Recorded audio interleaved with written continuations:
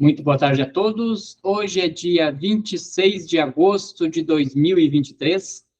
Iniciamos mais um estudo da Revista Espírita. Este estudo é promovido pela Sociedade Espírita Obreiros do Senhor da cidade de Curitiba. E demais estudos promovidos pela casa podem ser acessados facilmente em nosso canal do YouTube. Para acessá-lo, entre em nosso site www.obreirosdosenhor.org.br. Este estudo e o estudo do Livro dos Espíritos, eles são gravados e você pode participar conosco ao vivo. O estudo da Revista Espírita vai ao ar, a gravação acontece todo sábado às 14h30. E para acessar o link desse estudo ao vivo, basta entrar no nosso site e lá no campo do estudo da Revista Espírita, você tem um link para acessar. Venha participar conosco. Nós estamos estudando o ano de 1861 da Revista Espírita. Chegamos no estudo de número 23 e nós vamos iniciar hoje o tema que Kardec dá para nós como conversas familiares além túmulo. Nós iniciamos esse estudo já na semana passada e agora o novo tema é Senhorita Pauline M., enviado pelo senhor Picon, médium de Sens. Gostaria de iniciar a leitura para nós hoje, Sônia? Pode ser, sim. Então, vamos lá. Evocação, né? Que é aquela básica que sempre Kardec fazia, né? Aí o Espírito responde: aqui estou, meus bons amigos. Vossos pais nos pediram que vos perguntássemos se sois mais felizes do que na existência terrena. Teríeis a gentileza de nos dizer? Ó, sim, sou mais feliz do que eles. Algumas vezes assistis vossa mãe? A resposta: eu quase não a deixo, mas ela não pode compreender todo o encorajamento que lhe dou. Sem isso, não estaria tão mal. Ela chora por minha causa e eu sou feliz. Deus me chamou a si, é um favor. Se todas as mães estivessem bem compenetradas das luzes do Espiritismo, quanta consolação para elas. Dizei à minha pobre mãe que se resigne, porquanto, sem isso, afastar-se-á de sua filha querida. Quem não for dócil às provas que lhe envia o seu Criador, falha ao objetivo de suas provas, que ela compreenda bem isso, senão não me verá tão cedo. Ela me perdeu materialmente, mas me encontrará espiritualmente. Que trate, pois, de se restabelecer para assistir às vossas sessões. Poderei, então, consolá-la melhor. Eu mesma serei mais feliz. Acho que já dá para a gente comentar bastante coisa. Comentar, exatamente. Eu até estava assistindo agora, na hora do almoço, uma série aí na televisão e tratava bem sobre esse tema, né, da mãe que perde o filho, né, e entra numa depressão terrível, né, porque não entende por que Deus tirou a criança do seu seio e tal. E aqui o Espírito vem dizendo, né, que ele assiste, né, ele está ali para ajudar a mãe que perdeu o ente querido, mas que ela, praticamente, na tristeza dela, não dá abertura para que o próprio Espírito ele consiga consolar ela, né? E que se ela for um pouquinho mais consciente, ela vai conseguir entender isso, e uma das coisas principais, que é o que a gente sempre comenta aqui na Revista Espírita, que é a questão de que quando você fica nesse remorso do ente querido que você foi, né? Você também está atrapalhando ele na continuidade do plano espiritual. Então, o que o Espírito vem dizer, né? Ela vai se sentir melhor e eu mesma serei mais feliz. Entendeu? O quanto isso impacta no espírito lá no plano espiritual, né? Exatamente. E isso eu acho que ainda é mais impactante, assim, quando a gente analisa pessoas dentro do espiritismo, do movimento espírita, conhecendo o espiritismo, que passam por essa experiência e se desesperam, né? Eu mesmo tenho conversado com uma pessoa no atendimento magnetismo que teve um caso semelhante a esse, e o caso da depressão dela, do desespero dela, é exatamente por uma perda da filha, uns 17 anos atrás, 20 anos atrás, e esse sentimento de culpa, né? Teve que sentimento de culpa por achar que foi culpa dela a filha ter partido, né? Então, aí quando você vê essa entidade falando, essa menina falando para a mãe, é bem isso mesmo, né? Porque ela foi antes que ela chamou, né? E é uma prova para a mãe, e aí o que ela deixa bem claro aí? Se persistir nesse sentimento, ela vai perder, vai se afastar, né? Porque não tem outro jeito, né? Vai se afastar e aí vai piorar a situação, né? Você vê que ela dá o tipo de uma dura, né? Dizendo que ela, fugindo da prova que foi dada para ela, o que é isso? Ela tem que levantar a cabeça e prosseguir, né? E fica choramingando, culpando, porque eu devia ter feito mais, eu investi tudo na minha filha, investi tanto, e depois parte assim, né? Quer dizer, olha, se conhece... Mas esse ponto, a pessoa é uma culpa que a pessoa tem, ou na verdade é uma revolta, né? Porque se diz, eu investi tanto, então ela não se sente culpada. Porque se ela dissesse, eu deixei de dar atenção no começo da doença, ou alguma coisa parecida assim, aí se pode caracterizar como uma culpa. Agora, dizer, eu investi tanto e ainda assim não adiantou, isso aí é mais uma revolta do que uma culpa, né? Volta a Deus, né? Divina, poxa, exatamente. Né? No caso, acho que existem duas coisas, né? Que existia essa questão que, será que eu poderia ter feito alguma coisa diferente? Também existiam as duas situações. Mas é bem isso que você falou. Eu acho que a mensagem da menina ali deixa bem claro, né? Que vai acabar, porque se ela já aprendeu a lição, já colocou, ela vai se desligar e vai auxiliar e vai afastar cada vez mais da mãe, né? Deveria ser o contrário, como ela falou. Se ela tivesse fé, ela poderia, por exemplo, durante um sono, ele falou até dentro das sessões do Kardec lá, que ela poderia comunicar, que a gente está comunicando agora, né? Então você vê o equívoco que a gente vê isso aí, e isso é bem comum, hein? E não é tão raro assim, não. Hoje em dia... mesmo a mãe assim, desse jeito triste, né, deprimida, assim como a mãe deve estar, a filha está junto, mas na verdade está afastada porque a mãe não sente a presença dela, né? Então, a hora que a mãe desencarnar, vai ser a mesma coisa, a filha vai estar ali para tentar ajudar, mas a mãe não vai perceber. São experiências... É o que normalmente acontece. São experiências bem... Principalmente se a gente pegar ali o início do texto, ele diz assim, ela pergunta, né, os pais nos pediram que perguntasse se vocês sois felizes. E o Espírito responde que é feliz. Então, se ela é feliz, quer dizer o quê? Que ela já está no plano mais elevado, né? Ela talvez tinha uma condição mais espiritual mais elevada, e ela diz que ela é mais feliz do que eles. Então, quer dizer que os pais já tinham, né, talvez uma questão material, de apego e tal, mas mais latente. E aí acontece bem o que a Sônia falou, se desencarna nessas condições, a questão vibratória é tão diferente entre um e outro, que vai acontecer de a filha continuar vendo a mãe e a mãe continuar não vendo a filha, né? Então é bem complicado essas questões, e a Sônia citou um ponto interessante ali, que essa questão que a gente, eu investi tanto na criança, ou remorso de não ter dado a atenção que eu teria ter dado. Quando acontece a desencarnação de qualquer ente próximo nosso, se chora por quê? Normalmente por nossa própria culpa.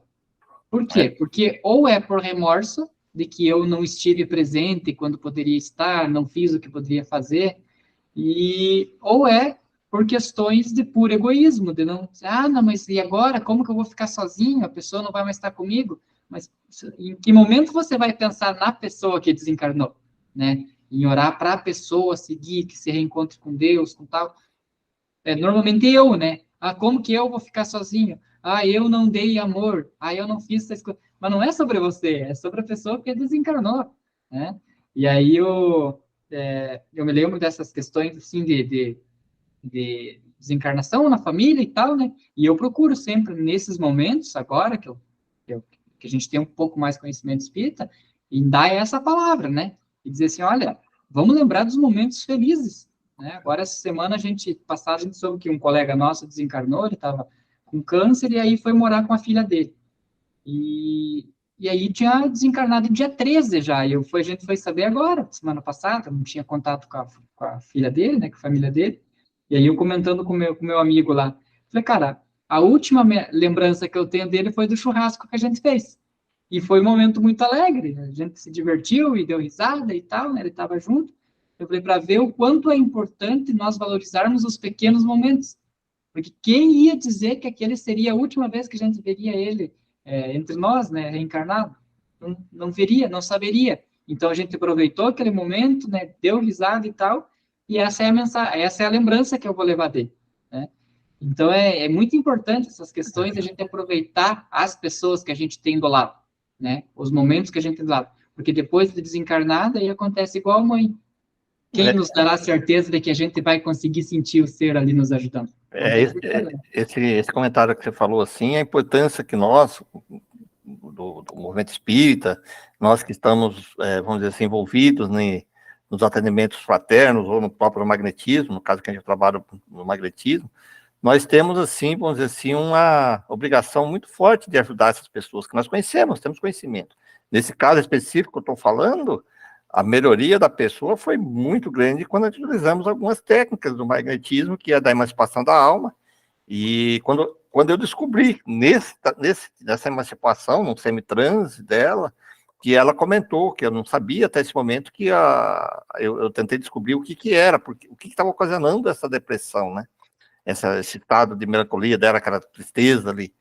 E aí, quando ela relatou isso, aí eu trabalhei isso num estado de emancipação dela, emancipado, e falando exatamente como isso, falando assim, olha, se liberte, que agora ela precisa ir,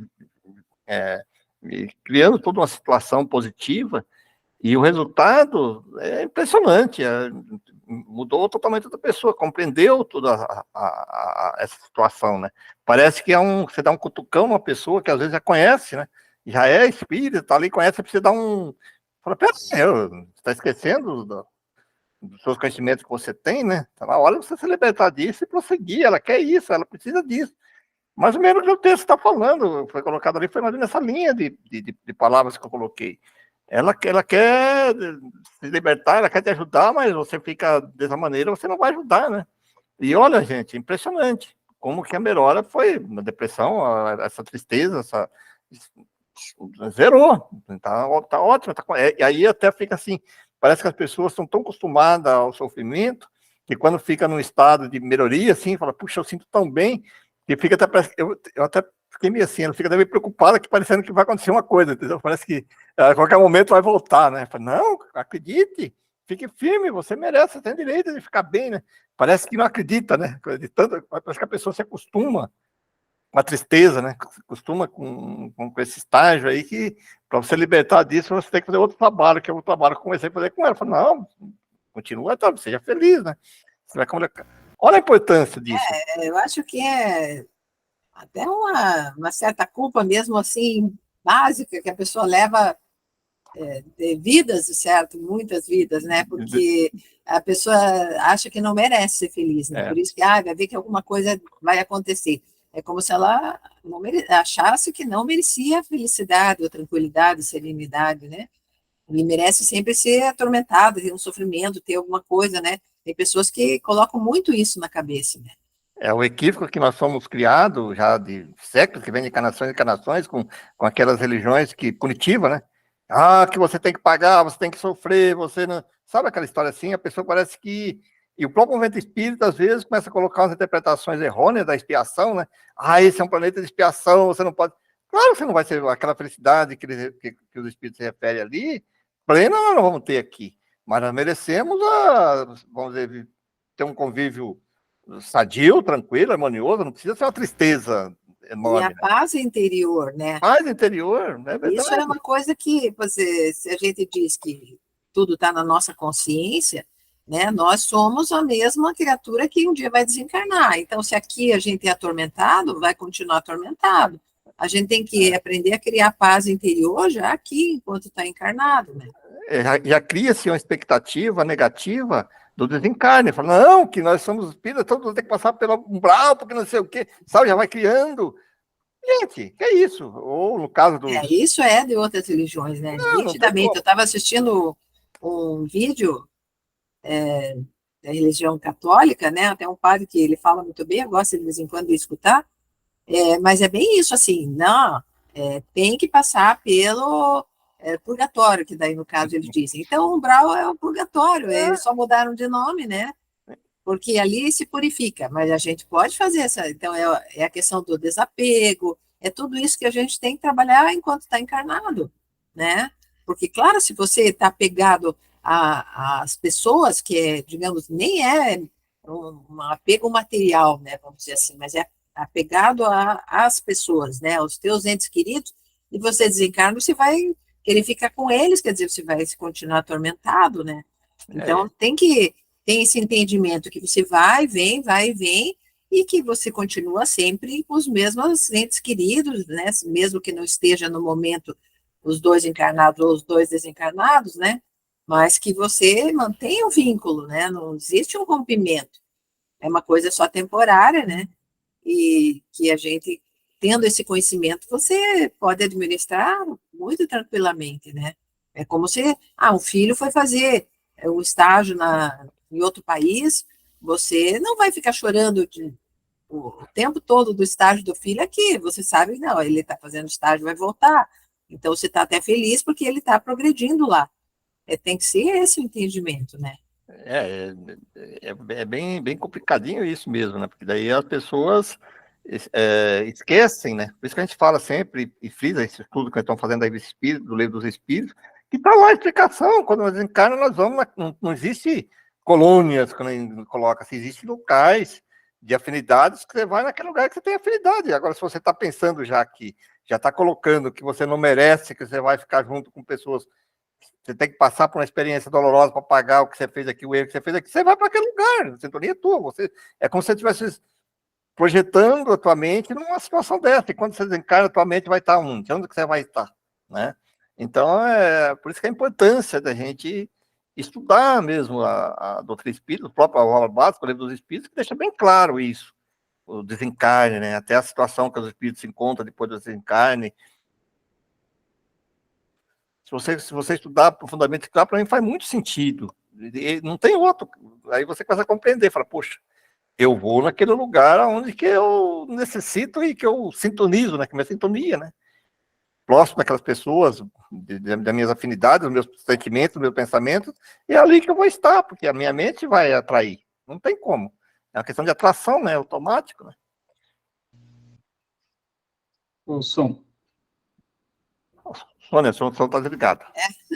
Eu digo que essa questão de, eu vou estar em um certo lugar, isso aí é porque nós nos acostumamos à questão geográfica, mas, na verdade, os espíritos estão em todos os lugares, né? Eles vão onde podem, e, claro, eles não vão conseguir estar com espíritos muito mais evoluídos, porque a vibração é outra. Mas a questão do lugar, não, eles podem continuar aqui, na crosta, podem viajar, viajar, entre aspas, para tudo que é lugar, porque não tem nada que impeça, né? É só o pensamento que vai vincular eles em alguma coisa. E vai aproximar daqueles da afinidade dele. Não tem outro jeito, é isso mesmo, né? Então, vai se criando algumas questões que vai se trazendo daqueles conhecimentos de outras religiões, e aí vai ficando complicado, né? Que daí mistura tudo e fica pior ainda, né? Porque mistura um pouquinho aqui ou lá, se adapta, né? Não dá certo isso. Tem que começar a resgatar de novo, voltar, por isso que a gente está fazendo esse estudo aqui, resgatar a essência da filosofia espírita, que é tão rica, né? Tão esclarecedora, né? Nesse sentido. Sim, mas como tudo na vida, né? A teoria é fácil, mas a prática é difícil. Com certeza. Né? Então, sempre nas minhas orações, né? Quando eu faço a oração aqui do início da revista, eu sempre peço, né, para Deus nos ajudar a colocar em prática aquilo que a gente está aprendendo. Que né, a revista tem muitos e muitos conhecimentos. Na teoria, a gente sabe tudo. Né? Tudo não, mas muito que poderia nos ajudar. Mas ia na hora de pôr em prática. E é igual a gente vê nos filhos, né? Minha Pereira não tem filhos, mas eu só não temos filhos. Né? A gente sabe tudo que tem que ensinar, às vezes repreender, às vezes tal. E às vezes a gente não consegue fazer. Né? Por quê? Porque a gente tem a prática, tem a teoria, mas na hora de pôr a prática, a gente dá uma amolecida e deixa e tal. Né? Então, na doutrina espírita é a mesma coisa. A gente tem toda a teoria da questão da desencarnação, de que a pessoa vai evoluir de encarnação após a encarnação, mas na hora que desencarna, será que a gente consegue realmente colocar isso em prática? Né? Eu vou dizer para vocês, eu já tive 3, né, assim, pessoas muito próximas, pai, mãe, e, graças a Deus eu já era espírita, doeu bastante, mas eu consegui suportar até que razoavelmente bem, né? E depois daquele momento, nunca fiquei remoendo mais a situação, né? Quando vem a lembrança, vem um sonho com eles, normalmente eu oro, peço para que esteja no lugar bom, peço que os espíritos possam ajudar, caso eles ainda estejam, né, perdidos e tal, mas não fico com aquela lembrança triste. Mas é difícil colocar em prática, né? E aí, O, uma pessoa que não é espírita, imagina o quão difícil é, né? o luto, ele é natural. Você sentir luto momentâneo ali naquele estágio de perda, que saiu, que se afastou, mas tem que ser, como você disse, tem que ser momentâneo ali, né? Não pode ser uma coisa prolongada, por exemplo. Não tem jeito. Né? Vamos continuar. 4. Poderias manifestar-vos a ela de modo mais particular? Poderia ela servir-vos de médium? Assim receberia mais consolação do que por nosso intermédio. Ela responde, que ela tome um lápis, como fazeis, e tentarei dizer-lhe alguma coisa. Isso nos é muito difícil quando não encontramos as disposições requeridas para tanto. E é a mesma dificuldade, né? Na verdade, e talvez até o fato de que ela não tivesse alguma mediunidade mínima, né? Para poder se envolver, a gente não sabe, né? Também. A questão material, como Kardec diz, né? Que é orgânica, né? Daí. Aí fazer outra pergunta. Poderias dizer-nos por que Deus vos retirou tão jovem do seio da família, da qual eres a alegria e a consolação? Ela responde, relede. Tem que ler de novo lá no começo. E isso é uma característica de espírito já um pouco mais evoluído, né?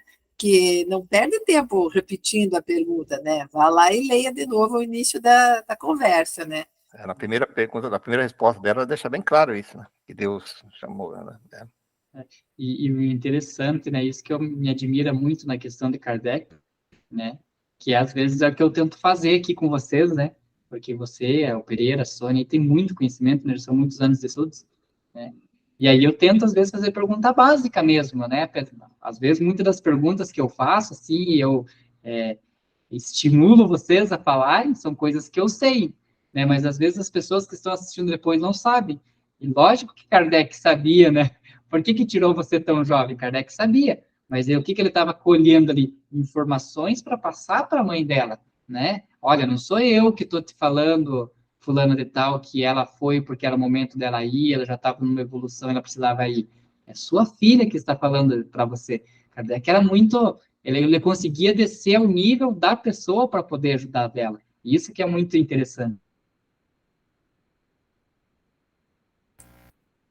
Poderias dizer-nos o que sentistes no instante da morte? Uma perturbação. Não acreditava estar morta. Fiquei com tanta pena de deixar minha boa mãe. Eu não me reconhecia, mas quando o compreendi, não foi a mesma coisa.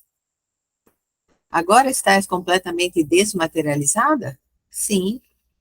Poderias dizer quanto tempo ficastes no estado de perturbação? Fiquei 6 de vossas semanas. É porque ela era uma criança ainda, né? Não sei bem, né? Mas era jovem, né? Então, não tinha nem, provavelmente, o conhecimento, né? Daí ficou um tempo até ela compreender e voltar, eu acho, talvez a uma situação. Porque você vê, se ela era filha desse pai, dessa mãe que já não tinha o conhecimento, provavelmente ela também não tinha, né? Esse conhecimento espírita, das questões espirituais, né? Então, leva um tempo até que ela volte ao normal dela, digamos assim, né? Um espírito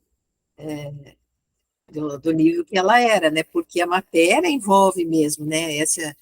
Toda o psicológico e toda a questão fluídica, né? Envolve o espírito, então leva um tempo mesmo para que ela, como se fosse para despertar, né? Tirar, assim, as escamas dos olhos, né? Alguma coisa nesse sentido. Né? Em que lugar estavas quando vos reconhecestes? Perto de meu corpo. Vi o cemitério e compreendi. E essa é uma das coisas que a gente sempre comenta, né? O espírito, imagine, ali vamos supor, ela até tinha um conhecimento, um pouco de conhecimento espírita, porque aqui na 4 aqui ela diz assim, ó, a hora que ela fala para a mãe, né, que trate, pois, de se restabelecer para assistir às vossas sessões. Então, provavelmente ela participava das sessões públicas que Kardec dava. Então, ela deveria ter ou uma mediunidade um pouco baixa ali, porque ela fala que não conseguiria escrever pela mão da mãe, né, que ela não tinha as disposições requeridas, mas que ela assistia às sessões. Então, Não sei se dá para dizer que ela já assistia antes, né? Porque ela diz restabelecer para assistir às vossas sessões. Que ela levante as forças para que ela venha aqui, né? Agora, não sei se ela já vinha antes, não dá para ter certeza, né? Vamos julgar que ela tivesse um mínimo de conhecimento, né? E aí vem a criança, né, já com conhecimento de outras vidas, né? Ali com conhecimento mais espiritualizado do que a família.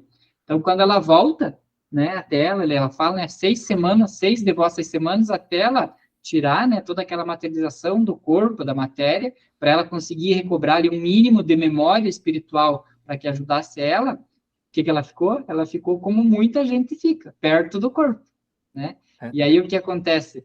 Quem tem um pouco de conhecimento espírita e tal, e dizer, não, agora acabou, já morri, vamos, bola para frente, deixa eu chamar alguém para me ajudar e vamos. É assim que eu imagino eu desencarnando, né? Eu desencarnando, na hora que ó, acabou, pronto. Então agora deixa eu procurar alguém aqui, deixa eu ir falar com alguma pessoa para pedir ajuda, né? Caso esteja totalmente perdido. Mas pessoas que não têm esse conhecimento, quanto tempo eles não ficam perto do corpo ali no cemitério? Né? Que a gente sabe de histórias ali de os vermes comendo e a pessoa ali sentindo até a dor, né, daquela putrefação, né?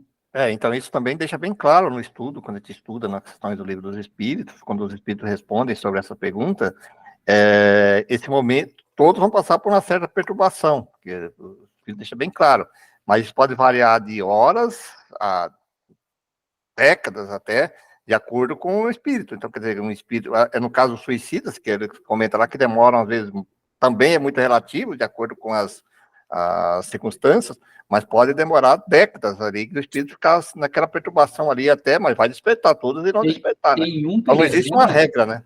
Tem Pereira, só te cortando, falando do suicida, tem um estudo que a gente estudou lá em 62, né, da frente, que o espírito, ele ficava relembrando o pulo dele da masmorra lá, que ele se batia com as pedras, 300 anos da nossa época. Pois é. Então, porque também isso aí é importante para os colegas que estão assistindo nós, que vão assistir nós aí pelos canal do YouTube, que assistem, né? E então a pessoa fica procurando regra, né? Mas tem que passar.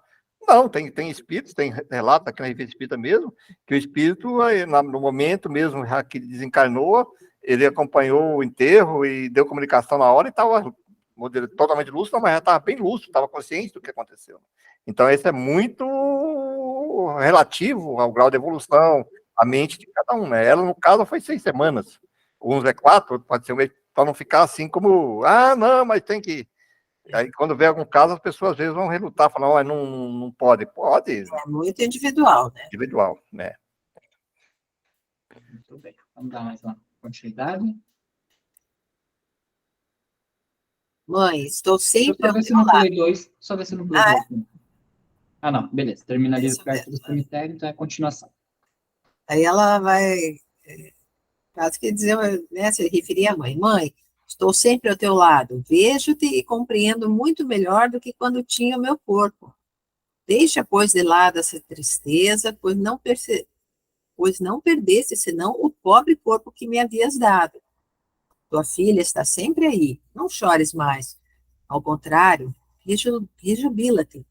É o único meio de te fazer o bem e a mim também. Nós nos compreenderemos melhor. Dir-te-ei muitas coisas agradáveis, Deus mo permitirá. Nós oraremos juntas. Virás entre esses homens que trabalham para o bem da humanidade. Tomarás parte em seus trabalhos. Eu te ajudarei. Isso servirá para o nosso mútuo adiantamento. Tua filha que te ama, Oline. Então, eu acho que ela nunca tinha ido ali, né? Mas por algum motivo eles... acho que pediram ajuda, né? Os pais foram lá procurar, porque no desespero, né? Acabam indo, talvez eles fossem católicos, enfim, outra religião, mas aí no desespero acabam, vamos lá ver se a gente consegue alguma comunicação, né? Então foram pedir ajuda lá a sociedade espírita, né? E, e aí ela está dizendo que a mãe deve participar ali, né? Porque além de estudar, ela também vai ter oportunidade de talvez receber comunicação da própria filha, né? E a filha está sempre junto, tem a vontade, né? De fazer isso, né? Pelo Eu, menos é eu, como eu entendi. sim, eu acho um trabalho interessante, sei que a casa tem um trabalho parecido com esse, né, Sânia? Dessas cartas, né, de consolação.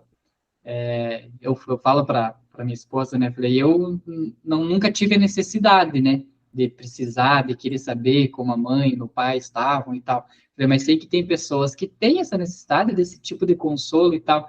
E imaginou uma mãe receber uma carta de uma filha nesse estilo que ela escreveu aqui, né? Deve ser muito consolador, né? E vai ajudar até a evolução da própria pessoa, da própria mãe que está encarnada ainda. Porque muitas pessoas, depois que desencarna ali um ente querido, ela para de viver, ou seja, para com a sua missão de reencarnação e aquilo ali está atrapalhando não só o espírito, como atrapalhando ela também, né? Então é Mas importante essa sabe que, comunicação. Lelo, isso também é muito individual, né? Porque tem pessoas que recebem carta, mas sempre ficam na dúvida ainda. Ah, mas será que isso aqui talvez não seja ela, qualquer um poderia dizer a mesma coisa e tal, né? Ah, de repente o médium é que intuiu, sei lá, alguma coisa, né? As pessoas que não. Eu acho que o ideal é a pessoa ir estudando mesmo, né? Porque ali, fazendo parte do grupo do Kardec, não era só a parte da escrita, era também o estudo, né? Então, eu acho que tem que fazer as duas coisas concomitantes, né? Essas pessoas que vão, que nem tem livros, né, falando sobre isso, né, virou filme, né, as cartas do Chico, né? Então, eram caravanas de mães que iam até o Chico lá e, elas estavam sempre atrás, mesmo algumas que já tinham recebido carta e continuavam indo, porque parece que aquilo se torna um vício, elas querem daí voltar a conviver com o filho. Então, eu acho que não é exatamente esse o caminho, né? É, Então, claro que é bom, consolador, né? Mas a pessoa tem que estudar, aprender e ver como é que a coisa funciona, né? Porque só o fato de receber uma carta, e não sei se vocês assistiram o filme, né? Tem o primeiro filme que, então ali tem vários casais que recebem a carta, mas acabam não acreditando, né? Uma pena. e aí pode acontecer exatamente o que você falou. As pessoas, às vezes, até acreditam, mas querem continuar aquelas É, comunicações, querem saber mais, querem saber mais, querem saber mais, né? Então, e aí não entende. Por isso que eu acho que tão importante, ou até mais importante, é o esclarecimento para essas pessoas, né, das perdas dos entes queridos, dessa continuidade da vida, que a pessoa tem que despertar, que tem que progredir. A carta é outra. O problema está na criar a expectativa que vai receber uma carta. E se não recebe a carta, se frustra também, né? Acha que o filho, o ente querido, que saiu, abandonou, que não quer conversar. E nós sabemos que existem muitas circunstâncias que não é assim, né? Que muitas circunstâncias que proíbe, às vezes, de dar essas comunicações, né? Então, da própria pessoa querer ou não, das próprias provas, né, no caso da menina, das provas que a mãe, a família tem que passar sobre aquilo para não para aprendizado, né? E se não cria essa expectativa, não vai lá, se frustram e se revolta mais ainda, porque, poxa, mas todo mundo recebeu, por que eu não recebo? Mesmo na do Chico lá, era aquela multidão enorme que tinha lá, mas nem todos recebiam. Umas acho e que não, outras. Eram porque eram alguns. muita gente, Então, né? e era alguns que recebiam, então muitos se frustravam. Com certeza. Porque, mas por que para eu não tenho? Mas ela abandonou, porque não me quer. Entende? Então, é meio. Ou É então, meio essa revolta contra Deus também, né? revolta contra Deus, né? Porque que Acha, Deus poxa, não permite, e né? ela comigo, porque ela não, porque todos recebem.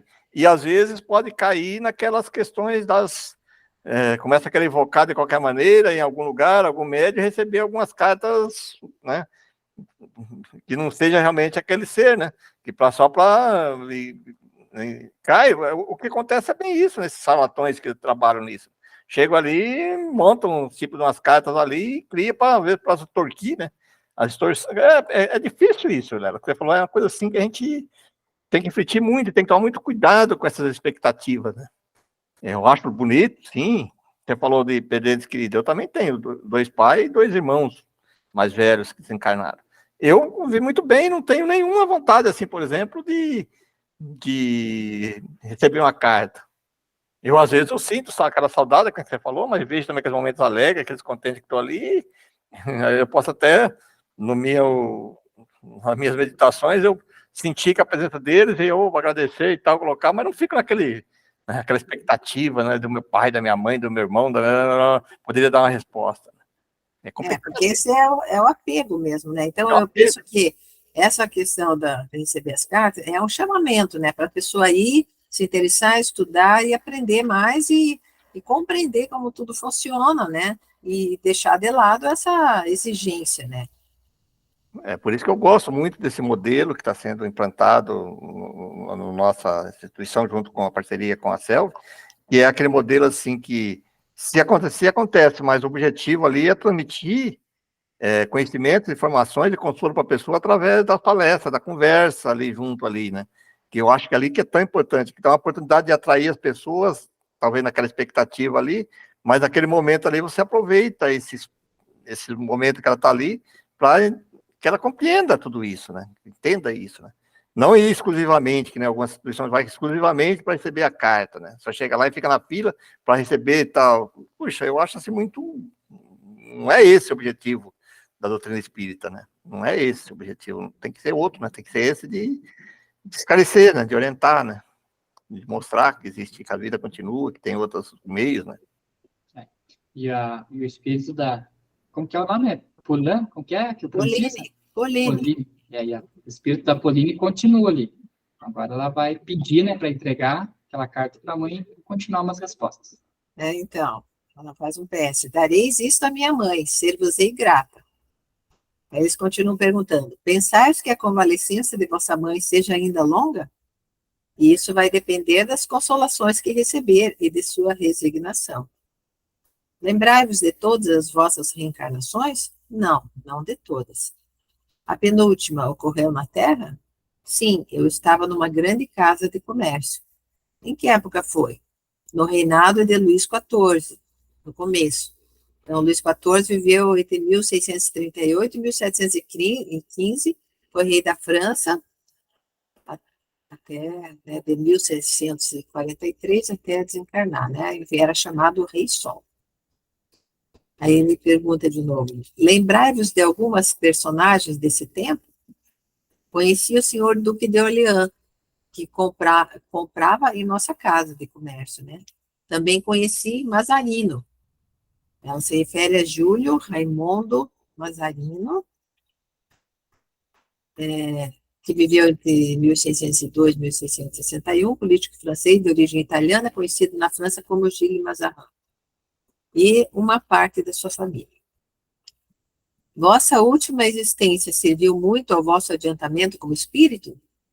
Não me pôde servir muito, porque não sofri nenhuma prova. Foi para meus pais, antes que para mim, o motivo de prova. Então, você vê que, na verdade, é até uma oportunidade, né, para os pais irem buscar o conhecimento, né? Quando um filho desencarna precocemente, né? Isso aí é uma prova, né? Não é uma expiação. Ela não diz que é uma expiação, ela diz que é uma prova, né? Então, quando acontece uma prova, é o quê? Você vai ter que buscar conhecimento para superar aquela situação, né?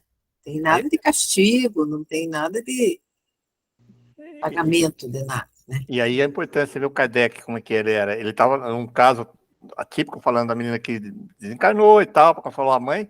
Aí ele aproveita, ele percebe que talvez a entidade tenha condições de falar uma coisa e aproveita para fazer um estudo, né, para poder saber, né, para trazer essas informações de vidas passadas. Você vê que coisa bacana dele, né? Então, provavelmente, ela, como um espírito um pouco mais evoluído, né, quis ajudar esses dois espíritos que eram já conhecidos dela, provavelmente, né, e então ela vem, fica um tempo com eles e volta para o plano espiritual, e com isso ela ajuda na evolução deles, né. E é interessante ela falar da prova e não da expiação. Achei legal os comentários da Sônia, né? Porque o que é a prova? A prova é para testar se você já sabe aquilo que você estudou, né? E a expiação é para corrigir aquele erro que você já cometeu, né? Então, para essa reencarnação que ela veio ali junto à família, ela não foi aplicada nenhuma prova para testar tudo aquilo que ela conheceu, ou seja, as situações que ela passou ali, enquanto reencarnada, para ela deveria ter tirado de letra, né? Por quê? Porque não foi prova, para mim não foi difícil, né, o que eu passei ali. Daí, na sequência, ali, ela vai dizer que a penúltima foi, né? Então, deixar a Sônia ler. Só toma cuidado que eu não gosto muito desse termo, que a expiação é para corrigir. A expiação não corrige. Aí que talvez é um equívoco nosso. A expiação, ela demonstra, nós sofremos as consequências da nossa teimosia e ela nos demonstra o que nós temos que mudar, o que nós temos que passar, porque você não dá para entender que eu sofri, eu já corrigi tudo o passado. Não, você está sofrendo, aí passando esses... Às vezes você pediu passar por aquela experiência para você, aí sim, perceber e falar, puxa, eu tenho que mudar muitas coisas, o que eu preciso mudar, o que eu preciso aprender sobre tudo. Sim, porque a pessoa pode se revoltar, né? Exatamente. E aí ela, todo aquele sofrimento é em vão. Não é a correção, a expiação em si. Ela sim é uma oportunidade que a pessoa tem de reflexão. Se ela passar ali firme, puxa, eu devo ter feito tantas questões difíceis que eu escolhi passar por essa experiência aqui, e o que eu tenho que mudar, o que eu tenho que aprender de tudo isso, né? No caso, colocar aí sim. E a prova, sim, depois que a pessoa passou por todas essas experiências, ela disse, olha, eu aprendi a lição, agora já estudei bastante, tudo. Ah, então agora você vai passar por uma experiência difícil, né? Que aí a prova vem mesmo.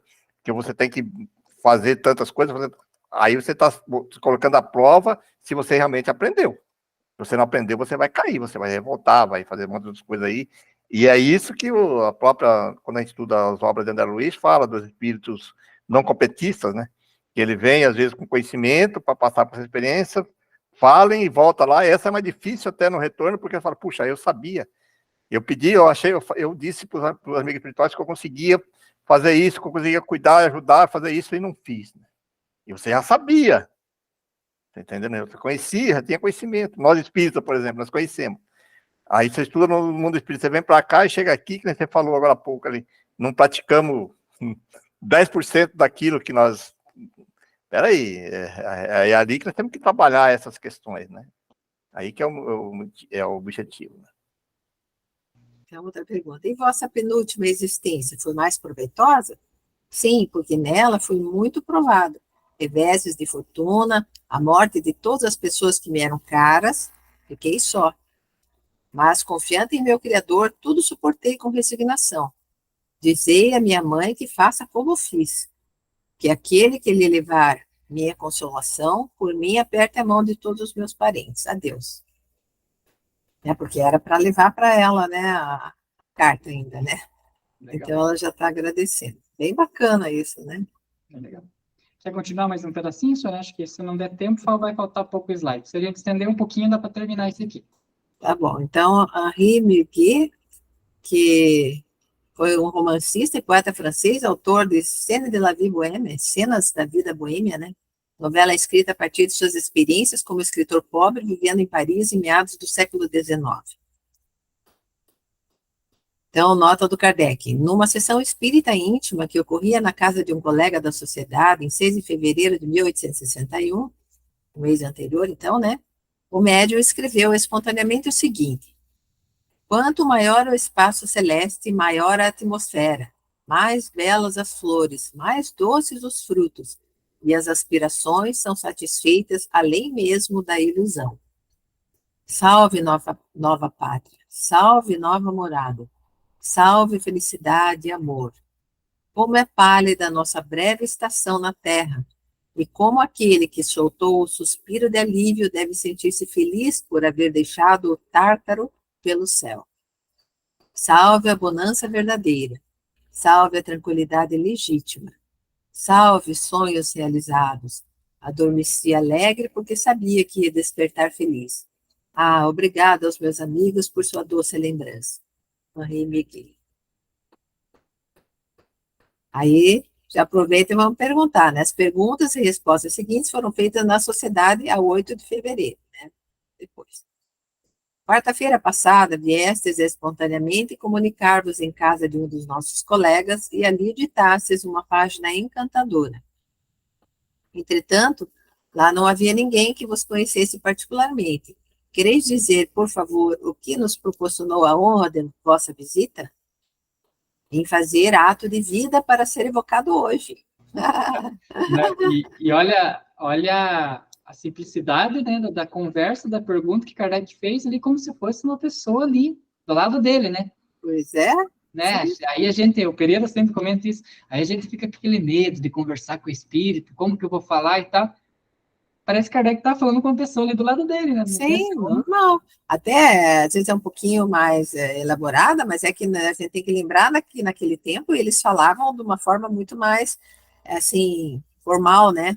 Hoje em dia a gente fala muito mais relaxado, vamos dizer assim, né? Mas Deu a beleza da, né? Mas vamos dizer, esse aqui é uma questão assim de colocar nos estudos para dialogadores, né? Quem vai dialogar, porque as pessoas às vezes criam assim, um sistema de dialogador que cria-se tudo uma coisa assim, né, um ritual, que não sei o que, tá aparecendo aqui o espírito. Poxa, o espírito que está lá somos nós, que tá, é como nós que estamos aqui na Terra hoje, amanhã estaremos lá. Então, acho que eu acho bacana essa maneira de Kardec, que a gente procura ser mais ou menos assim, né? Bem direto, bem claro, para não ficar evitando aquelas palavreadas, aquelas questões. Sim, porque aqui, por exemplo, que ele usa, o que nos proporcionou a honra de vossa visita é o que ele usava normalmente para falar para os convidados, encarnados, normal, né? Nas Da escritas forma dele e tudo, né? que eles se portavam. E aí ele pergunta, a segunda pergunta, fosses levado às ideias espíritas? Entre as duas, eu suspeitava, depois me deixava levar facilmente por minhas inspirações.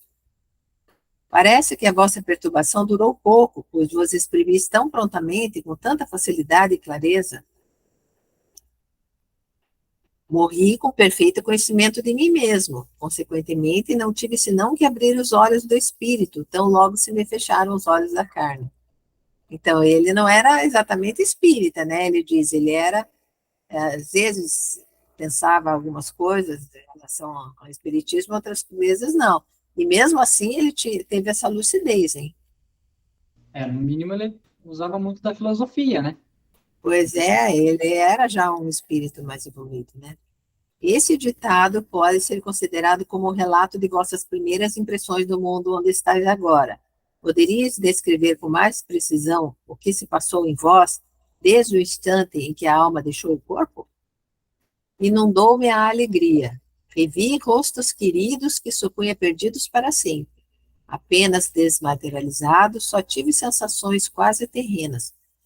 Então, ele acabou de sair do corpo, né? Estava assim, desmaterializado, mas teve ainda as mesmas sensações terrenas, só que ele ficou feliz de rever, né? Provavelmente amigos, parentes que já tinham passado para o plano espiritual, né? Isso demonstra aquilo que nós estávamos comentando agora há pouco, né? Que não existe uma regra, né? Você vê, ele foi praticamente imediato, o que ele está dizendo ali. Deve ter passado uma perturbação, mas foi muito pouca, mas já estava lúcido, vamos dizer assim, do mundo espiritual, né? Você vê como é que é importante isso, né? Pois é, porque ele, na verdade, mesmo essa questão que ele diz que às vezes pensava como espírita ou não, e outras vezes não, mas ele, na verdade, estava em busca da verdade, né? Ele não era, não fazia esse tipo de coisa mas por algum interesse ou por apego à matéria, provavelmente, né? Era mais porque ele buscava, né, uma verdade. Será que isso é verdade mesmo? Será que não, né? Talvez ele hesitasse nesse sentido, porque talvez não tenha tido tanto tempo, né, de estudar a respeito disso, né? Mas também isso aí é um equívoco que às vezes nós temos também de achar que isso Só espírita, né, que espírita vai que ser tem lúcido, então é ilusão, né? Porque a pessoa pode nunca ter visto, estudado Allan Kardec e ter uma espiritualidade, uma coisa maior que muitos que estudam há anos e anos, né? E ele, como escritor, né, eu acho que ele, como diz o Lelo, filosofava muito, né, pensava muito nessas questões, né? Não, só não sabia exatamente como era, né? Poderias dar-nos uma apreciação do vosso ponto de vista atual da vossa primeira obra, A Vida de Boemia? Como quereis que, deslumbrado como estou, pelos esplendores desconhecidos da ressurreição, eu faça um balanço dessa pobre obra, pálido reflexo de uma juventude sofredora? Que ele está agora, entrou no plano espiritual, tá, nossa, Está embevecido, né? No plano espiritual. Então, E mesmo porque, né, essas pessoas, né, que para nós algumas coisas são estupendas, são maravilhosas, né? Eu lembro de uma vez de um espírito que comentou, né, sobre ele perguntaram da música clássica, nossa, isso que eu estava falando da música clássica, não estava nem falando da música atual meu hoje em dia, Deus. que é precária, né? Estava falando da música clássica, da época, o que o espírito achava. E o espírito falou que aquilo para eles era quase como um ruído, né? Então, imagino, né? Então, ali ele, desprendido da matéria, com uma visão mais ampla, a obra para nós pode ser boa, mas para ele já é um pálido reflexo do... Pois é. Então, para ver como ele já tinha uma maturidade espiritual, né? Que ele consegue perceber isso no plano espiritual, que muitos espíritos desencarnam e não conseguem perceber nada além do próprio plano terreno ainda, né? Não é verdade? Daí é triste, né? Bom, vamos para vocês, então. Um de vossos amigos, o senhor Teodoro Peloquet, publicou no jornal Século de 6 e desse mês um artigo bibliográfico sobre vós. Poderia dirigir-lhe algumas palavras, bem como a outros amigos e confrades em literatura, entre os quais devem encontrar-se alguns crentes na vida futura? Dir-lhe-eis que o sucesso presente é semelhante ao ouro transformado em folhas secas. O que nós cremos, o que esperamos nós outros, perscrutadores insaciáveis da vida parisiense, é o sucesso, sempre o sucesso. Jamais os nossos olhos se erguem para o céu, a fim de pensar naquele que julga as nossas obras em última instância. Minhas palavras os mudarão? Não. Arrastados pela vida impetuosa que consome crença e mocidade, ouvirão distraídos e passarão esquecidos. É, ele sabia das coisas, né, da psicologia humana, né, Aí sabia escrever, né? Você vê as respostas, isso que era muito interessante, né? e sabia entender, né, o interior das pessoas também, né. E a escrita dele ali, imagine, né? O médium que estava recebendo isso, o estilo da escrita do escritor, né? Ele Pois conseguia é, transpassar pela mediunidade ali, pela psicografia, o estilo que eles, como se ele mesmo estivesse escrevendo. exatamente. Vedes aqui a Gerard Nerval, que acaba de falar de vós? Eu o vejo, que era também desencarnado, né, e a Missy, bem como a amável e nobre Delfine, a Delfine de Gerardin, né. Vejo todos, ajudam-me, encorajam-me, ensinam-me a falar, né? Porque é uma técnica, né? Na verdade, assim, para o espírito saber se comunicar com aquele encarnado, né? Então, os outros estão ajudando ele, né? Vê que bacana, né? E eram todos, assim, espíritos já de uma certa evolução mesmo. O Kardec foi observação. Esta pergunta foi motivada pela comunicação seguinte que o médium da sociedade tinha escrito espontaneamente no começo da sessão. Então, vai lá a comunicação que tinha sido dada antes, né, dessa. Um irmão chegou entre nós, feliz e disposto. Ele agradece ao céu, como há pouco acabaste de ouvir, por sua libertação um pouco tardia. Muito longe agora a tristeza, as lágrimas e o sorriso amargo. Em vosso meio, como percebemos muito bem agora, o riso jamais é franco. O que há de lamentável e realmente penoso na terra é que é preciso rir forçadamente e de um nada, sobretudo na França, quando se estaria disposto a sonhar solitariamente. O que há de detestável para o coração que esperou muito é a desilusão, esse esqueleto repugnante, cujos contornos em vão querem palpar. Trêmula e inquieta, a mão só encontra ossos. Que horror! Para aquele que creu no amor, na religião, na família, na amizade, aqueles que podem impunemente olhar de frente essa máscara horrível que petrifica, esses vivem embora petrificados, mas os que cantam como boêmios, esses morrem bem depressa, viram a cabeça da medusa. Meu irmão Miguel era destes últimos. Como vedes, amigos, doravante não vivemos mais apenas em nossas obras, e ao vosso chamado logo estaremos ao vosso lado. longe de nos orgulharmos por esse ar de felicidade que nos envolve, viremos a vós como se ainda estivéssemos na terra, e Miguel cantará ainda. Assinado Gerardo Nerval. Essa da cabeça de Medusa é um mito, né, que tem acho que dos deuses, não sei se de Roma ou da Grécia, né, que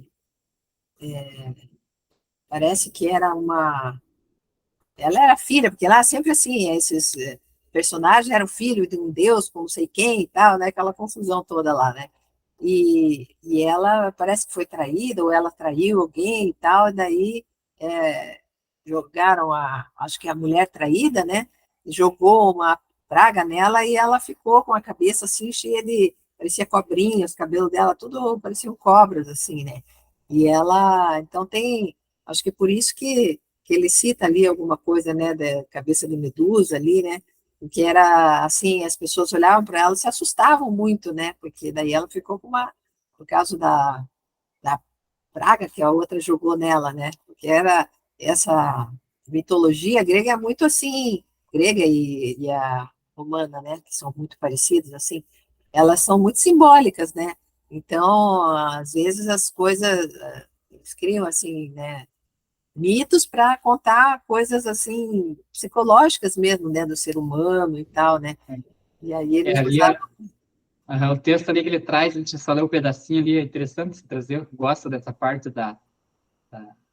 dos deuses lá do Olimpo e tudo mais, né? Interessante. Ele fala assim, ó, que esses que vivem, então, tá falando lá o que os boêmios lá e tal, que tem essa vida, né, tal. Esses que vivem, embora petrificados, petrificados por quê? Porque aquele que olhava para a Medusa, ele Ficava virava pedra, petrificado. né? Isso aí. Então, o que Essa era a lenda. acontece? A pessoa que vive daquele jeito, quando passa para o plano espiritual e vê que não era tudo aquilo lá, vai ficar petrificado, como se tivesse olhado para a cabeça da Medusa. É isso mesmo. Essa era a lenda da Medusa, essa, que a pessoa virava pedra, virava ali, não conseguia fazer mais nada. Não poderia olhar no rosto dela, né? Isso. Essa é a lenda. Muito bem, Encerramos? gente. Era isso. Olha aí, amigos. Tema Aí, legal, né? tema bacana, como todos, né? São temas muito, muito ricos de conhecimentos que a gente pode refletir bastante sobre isso. Por isso que a gente sempre comenta que as pessoas adquiram a revista espírita, hoje pega em PDF, baixa, e volta lá, estuda novamente os textos, começa a seguir, porque às vezes aqui nós comentamos, aí a pessoa às vezes tem necessidade, vai lá, pega, abaixa os PDFs, vai lá e olha lá no capítulo que nós estamos estudando, reflita os outros artigos, né? Eu acho muito bacana isso, para a gente ir sedimentando os conhecimentos, que às vezes os conhecimentos eles vêm, e uma coisa interessante, que conforme a gente vai repetindo os estudos, depende da época que a gente dos nossos conhecimentos que a gente vai adquirindo, você vai tendo outras compreensões, né? Vai se aperfeiçoando mais. É que nem nós comentamos agora sobre os mitos gregos. Naquela época ele tinha um sentimento, as pessoas compreendiam da maneira. Depois, quando você vai estudando, aprofundando, você vai aprendendo, vai compreendendo o significado real daquilo, né? Assim como o Evangelho de Jesus, né? Então, às vezes, nós temos que rever aquilo lá com os conhecimentos que nós temos hoje. E aí, graças a Deus e a bondosa de Jesus, nós temos aí a filosofia espírita, né? E ele veio exatamente com esse objetivo, de nos tirar esse véu da ignorância, para que nós possamos conhecer um pouquinho melhor o Evangelho, né? O mundo espiritual, a gente começa a conhecer o mundo espiritual, começamos a conhecer quem somos, para onde vamos, de onde viemos, né? Aí a importância de nós estudarmos essa filosofia tão rica. E aí, se a gente estuda a filosofia espírita e volta ao Evangelho, você começa a ter outra compreensão, né? Não só aquela compreensão ali que fica meio sem sentido, porque se você não sabe o que vai acontecer quando você desencarna, quando você parte para o mundo espiritual, você fica sempre naquela dúvida. E a filosofia espírita vem nos esclarecer sobre isso, vem tirar o véu do mundo espiritual. Então, aí tá aí, gente. Então, vamos aproveitar esses instantes finais para agradecer, como sempre fazemos. Agradecer a Deus que nos concede essas oportunidades de estudo. a toda essa equipe espiritual que nos acompanha. Inclusive, ontem mesmo estávamos estudando sobre no Livro dos Espíritos, sobre a questão dos nossos espíritos protetores, os amigos que nos acompanham.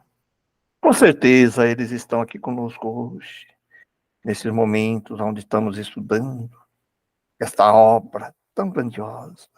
E esses amigos sempre aproveitam esses momentos para nos alertar, nos orientar, nos guiar, nos despertar para o caminho que temos que seguir na vida terrena.